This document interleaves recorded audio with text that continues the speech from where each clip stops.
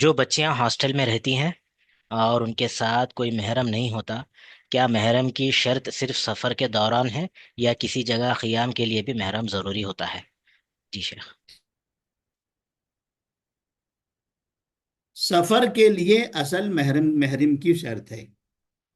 اگر کوئی خاتون کسی جگہ پر ہے جہاں پر ان کے محرم نے ان کو چھوڑا ہے تعلیم کے لیے، اور وہاں طالبات آپس میں مل کر رہتی ہیں، اور وہاں پر ان کے رہنے کے لیے باقاعدہ انتظامات ہیں، اور ان کی حفاظت کا بھی سسٹم موجود ہے، تو ایسی صورت میں وہاں پر محرم کی شرط نہیں ہے۔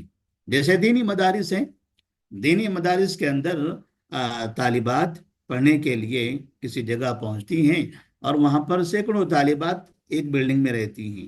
ان کی نگران بھی لیڈی ہوتے ہیں، ان کے کھانے پینے کا انتظام کرنے والے، تقسیم کرنے والے وہ بھی خاتون ہوتے ہیں، ان کے کمروں میں جھاڑو مارنے والے یا صفائی والے یہ سب بھی خاتون ہوتے ہیں۔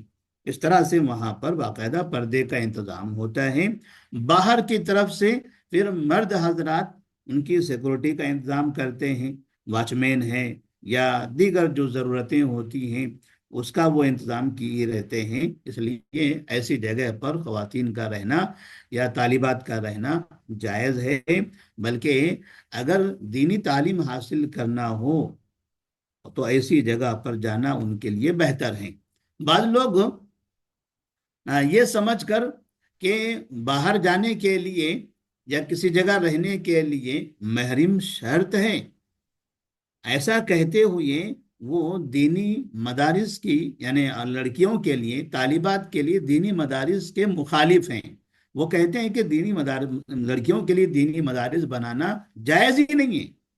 اور ایسی فکر کی ایک بہت بڑی جماعت ہے ہمارے ہندوستان کے اندر، اور وہ لوگ جو یہ کہتے ہیں کہ دینی مدارس بنانا جائز نہیں ہے لڑکیوں کے لیے، وہ ان کی بچیاں یا ان کی بیویاں، ان کی بہنیں، وہ 4 4 مہینے جماعتوں میں ایک شہر سے دوسرے شہر سینکڑوں کلومیٹر دور جاتی ہیں۔ کیا جب پوچھا جائے کیوں جا رہے ہیں تو کہتے ہیں دین کے لیے، دین سیکھنے کے لیے، دین سکھانے کے لیے۔ 40 دن جا سکتے ہیں دین سکھانے کے لیے اپنا گھر چھوڑ کر، اور باہر جا کر کسی اور کے گھر میں رہ سکتے ہیں، تو یہاں مدرسے کے اندر کیوں نہیں رہ سکتے؟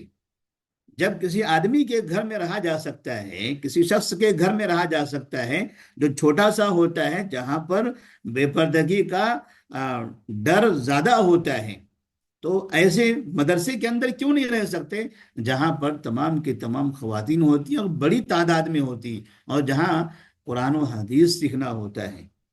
تو اس طرح سے جانا جائز ہے، وہاں پڑھنا بھی جائز ہے۔ جی۔